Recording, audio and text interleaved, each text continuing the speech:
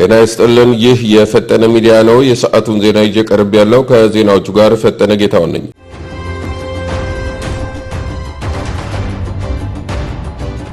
በበጎ አድራጎት ስራው የሚሊዮኖችን ልብ የነካው የድሆች አባት እየተባለ የሚጠራው ማስተር አብነት ከበደ በከፍተኛ ህመም እየተሰቃየ መሆኑን ይፋ አድርጓል። ማስተር አብነት ከበደ በበጎ አድራጎት ስራው እጅግ የታወቀ ሲሆን ብዙዎችን ማዳን፣ ማጥገብ፣ ሳቅና ደስታ እንዲያገኙ ምክንያት ሆኗል። በቅርብ ብቻ 30 ሚሊዮን ብር በማሰባሰብ 5 ሰዎችን ለሕክምና ወደ ህንድ መላኩ ይታወሳል። ሆኖም ይህ ሁሉ በጎ ስራ ሲያከናውን የነበረው ማስተር አብነት ባልታወቀ ከባድ ህመም እየተሰቃየ መሆኑን አስታውቋል።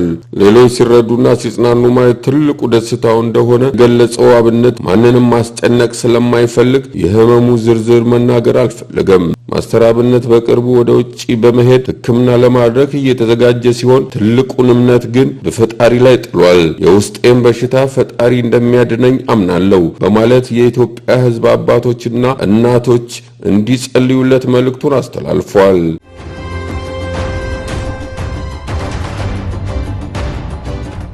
በጉራጌ ዞን 405 ትምህርት ቤቶች የጉራጌኛ ቋንቋ ዲፓርትመንት እንደሚከፈት ተነገረ። ህጻናት በጉራጌኛ ቋንቋ መናገር፣ መጻፍ፣ ማንበብና ማዳመጥ እንዲችሉ በዞኑ ባሉ አንደኛና መካከለኛ 353 ትምህርት ቤቶች በቀጥታ ዲፓርትመንት ከፍተው ስራ የሚጀምሩ ሲሆን ቀሪዎቹ 52 ትምህርት ቤቶች በሂደት ወደ ስራ እንደሚገቡ የጉራጌ ዞን ትምህርት መምሪያ ኃላፊ አቶ መብራት የወልደ ማርያም ለብስራት ሬዲዮ ተናግረዋል። የመምህራን እጥረት ችግር ለመቅረፍ 12ኛ ክፍል ያጠናቀቁና ቋንቋውን የሚችሉ ተማሪዎች በመምህርነት ስልጠና መውሰድ መጀመራቸውን ይህም ተጠናክሮ እንደሚቀጥል ተገልጿል። በተጨማሪም የውሳና መምህራን ኮሌጅ ለመጀመሪያ ጊዜ የጉራጌኛ ቋንቋ ዲፓርትመንት ከፍቶ 25 እጩ መምህራን ተቀብሎ ስልጠና እየሰጠ መሆኑን አቶ መብራቴ ጨምረው ተናግረዋል።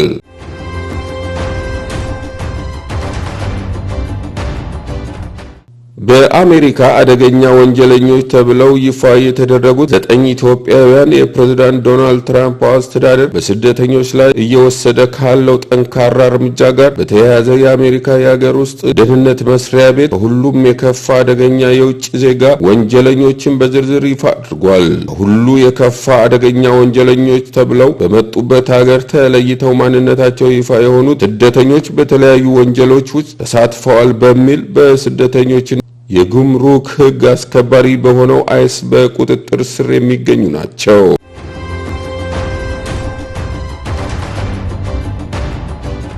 አብረን እንኑር በማለት የፍቅር አጋሩን በመግደል ጓደኛዋን ያቆሰለው ግለሰብ በእስራት ተቀጣ።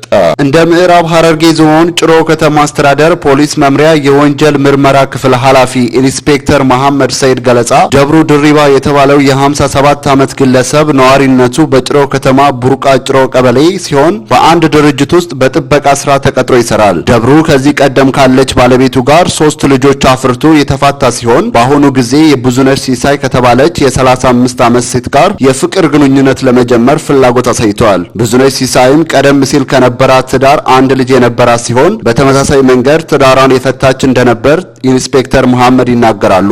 ብዙነሽ 2 በስም ተመሳሳይ የሆኑ አዜብ ስዩሜና አዜብ ፍቅሬ ከተባሉ በእድሜ እኩያ ከሆኑ ወጣቶች ጋር ትውውቅ ጀምራ እየኖረች ያለ ደብሩ ደርቤ አብረን እንኑር የሚለውን ጥያቄ ያቀርብላታል። ብዙነሽም የደብሩ ጥያቄን ከመቀበሏ በፊት ለሁለቱ ጓደኞቿ ሐሳቡን አቅርባ ከተነጋገሩበት በኋላ ጓደኞቿ ብቻሽን ከምትሆኚ አብራችሁ ብትሆኑ መልካም ነው በማለት ደብሩና ብዙነሽ በአንድ ጎጆ መኖር ጀምራሉ። ይሁን እንጂ ብዙነሽ እንዳሰበችው ከደብሩ ጋር ያላት ትዳር የተመቻቸ ባለመሆኑ ትታ ከቤቱ ትወጣለች። በዚህ ጊዜ ደብሩ ሁለቱን አዜቦች አስታርቁኝ ብሎ ሽምግልና ይልካል። የብዙነሽ ጓደኞች ለማስታረቅ ሙከራ ቢያደርጉም ብዙነሽ በገጠማት የጤና እክል ትታመማለች። ደብሩ ግን ታማ አይደለም አውቃ ነው በሚል ነሐሴ 12 ቀን 2017 ዓ.ም በቀኑ 10 ሰዓት ተኩል ላይ ለድርጅት ጥበቃ የተሰጠውን የጦር መሳሪያ ታማ ታማ የተኛችው ብዙነሽ ሲሳይ በአንድ ጥይት መጥቶ ህይወቷን እንዲያልፍ ያደርጋል። መቀጠልም በተመሳሳይ ቀንና ሰዓት አዜብ ስዩሜ የተባለችው የብዙነሽ ጓደኛ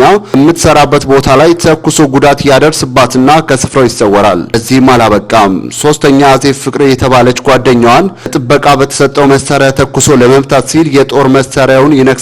በዚህን ጊዜ ጉዳት ሊያደርስባት የነበረችው ሴት እየጮኸች የድረሱልኝ ጥሪ በማሰማት ስታመልጥ የጸጥታ አካላት ቀድሞ በተፈጸሙት ግድያና የግድያ ሙከራ ጉዳይ ክትትል ላይ በመሆናቸው ደብሩ ደርቤን በቁጥጥር ስር ያውሉታል። ፖሊስ የሟች ብዙነሽ ሲሳይ አስክሬን ለምርመራ ወደ ሆስፒታል በመላክ አዜብ ስዩሜን በፍጥነት ለሕክምና በመላክ ህይወቷን ሊያተርፍ ችሏል። ፖሊስ በተለያዩ ማስረጃዎች በአስክሬንና በተጎጂዋ የሕክምና ማስረጃ እንዲሁም ወንጀል በተፈጸመበት የጦር መሳሪያ ጭምር በማያያዝ የምርመራ መዝገቡን አጠናቆ ለአቃቢ ሕግ ይልካል። አቃቢ ሕግም ከፖሊስ የተላከውን የምርመራ መዝገብ ተመልክቶ በከባድ የሰው መግደል፣ የአካል ጉዳትና የመግደል ሙከራ በድርብ ወንጀል ክስ የመሰረተበት ሲሆን ክሱን ሲከታተል የቆየው የምዕራብ ሐረርጌ ዞን ከፍተኛ ፍርድ ቤት ታህሳስ 3 ቀን 2018 ዓ.ም በዋለው ችሎት ተከሳሽ ደብሩ ደርቤ በ22 ዓመት እስራት እንዲቀጣ ወስኖበታል ሲል ኢንስፔክተር መሐመድ ሲሳይ ጨምረው ገልጸዋል።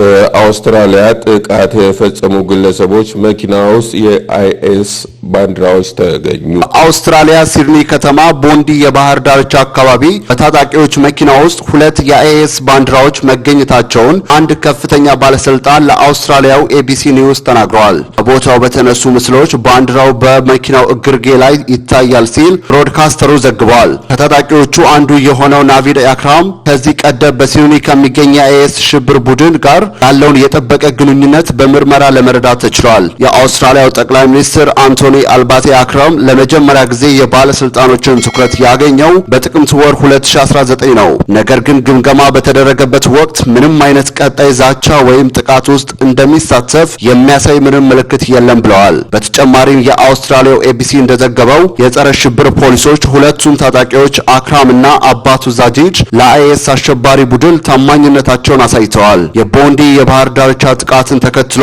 የአውስትራሊያው የቀድሞ ጠቅላይ ሚኒስትር ቶኒ አቦት ለሀገሬ የውርደት ቀን ነው ብለዋል። ከኦክቶበር 7 ጀምሮ በዓለም ዙሪያ በአይሁዶች ላይ የሚፈጸመው አስከፊ ግፍ ቀጥሎ አውስትራሊያ ውስጥ መፈጸሙ እንደ አውስትራሊያዊ አስደንግጦኛልም ብለዋል።